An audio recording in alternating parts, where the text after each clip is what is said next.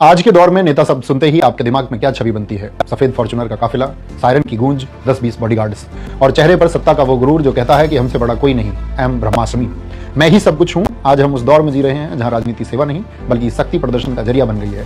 रैलियों में भीड़ तो बहुत है, पर उस भीड़ में लोगों का विवेक नहीं खो गया है। लेकिन प्यारे साथियों, जरा ठहरिए, इतिहास के पन्ने पलटिए और चलिए 3 दिसंबर 1884 की तारीख पर, जब बिहार की मिट्टी में एक ऐसे बच्चे ने जन्म लिया जिसने पूरी दुनिया को बताया कि असली राजा वो नहीं जो सिंहासन पर बैठकर राज करे, बल्कि वो है जो सिंहासन पर बैठकर भी फकीर बना रहे।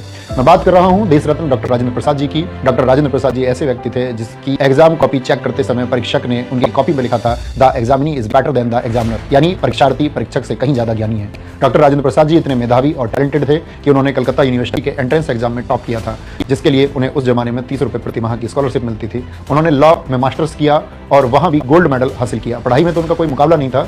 वे चाहते तो अंग्रेजों की गुलामी करके करोड़ों कमा सकते थे, ऐसो आराम की जिंदगी जी सकते थे, लेकिन उन्होंने क्या चुना? लाठियां खाना, जेल जाना, किसानों के हक के लिए लड़ना और चंपारण की धूल फाकना। और सबसे बड़ी बात जो आज के नेताओं को कांटों की तरह चुभेगी कि जब राजेंद्र प्रसाद जी राष्ट्रपति बने तो उनका वेतन तय हुआ 10,000 रुपए प्रति माह। उस जमाने में यह बहुत बड़ी रकम थी, लेकिन इस संत राष्ट्रपति ने क्या कहा जानते हैं? उन्होंने कहा, मेरी जरूरत इतनी नहीं है कि मुझे इतना पैसा चाहिए। उन्होंने अपनी मर्जी से केवल वेतन का 50% यानी कि 5,000 रुपए प्रति माह लिया और अपना कार्यकाल खत्म होते होते सिर्फ 2500 यानी कि 25% वेतन लिया। और साथियों, वो सिर्फ सादगी की मूर्त नहीं थे बल्कि एक मजबूत रीढ़ वाले राष्ट्रपति भी थे। राजेंद्र प्रसाद जी ने कई बार सरकार से अलग हटकर फैसले लिए, चाहे वो सोमनाथ मंदिर के पुनर्निर्माण और उद्घाटन पर जाने का फैसला हो या फिर हिंदू कोड बिल पर अपनी बेबाक राय रखना हो। उन्होंने हमेशा यह साबित किया कि राष्ट्रपति संविधान का रक्षक होता है, सरकार का सेवक नहीं। आज जब नेता शपथ लेते ही अपनी सुख सुविधाओं के बिल पास करवाते हैं, तब राजेंद्र प्रसाद जी की यह सादगी और निडरता किसी चमत्कार से कम नहीं लगती। पूरे 12 साल वो राष्ट्रपति भवन में रहे, जहां दुनिया भर की विलासिता, सुख सुविधाएं उनके कदमों में हो सकती थी, लेकिन फिर भी उन्होंने सादगी को चुना। जब वे रिटायर होकर निकले तो उनके पास ना कोई बंगला था, ना कोई महंगी गाड़ी थी। वो रिटायरमेंट के बाद सीधे पटना के सदाकत आश्रम गए। एक सीलन भरा कमरा, टूटी हुई खाट और फटे हुए मौजे, यही थी भारत के पहले राष्ट्रपति की कुल जमा पूंजी।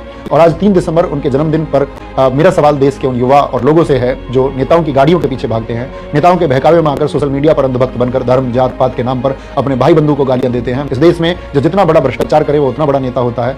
याद रख लेना, इतिहास गाड़ियों के मॉडल और बंगलों का साइज नहीं याद रखता है, इतिहास चरित्र याद रखता है। राजेंद्र प्रसाद जी के पास दौलत नहीं थी, लेकिन उनके पास नैतिकता थी। और जिस दिन इस देश का युवा नेताओं में दौलत के बजाय नैतिकता ढूंढना शुरू कर देगा, उनसे सवाल पूछना शुरू कर देगा, यकीन मानिए उस दिन हमें डॉक्टर राजेंद्र प्रसाद जी के सपनों का भारत मिल जाएगा। तो आज खुद से वादा कीजिए कि हम किसी की बातों में नहीं आएंगे। कभी भी फैसला लेने से पहले हम अपने विवेक का इस्तेमाल करेंगे। हम भक्त नहीं बल्कि जागरूक नागरिक बनेंगे, क्योंकि देश को शोर मचाने वालों की नहीं, सादगी से देश हित में काम करने वालों की जरूरत है। आज सादगी की मूर्त डॉक्टर राजेंद्र प्रसाद जी के जन्मदिन पर मेरा उनको नमन। जय हिंद, जय मां सरस्वती।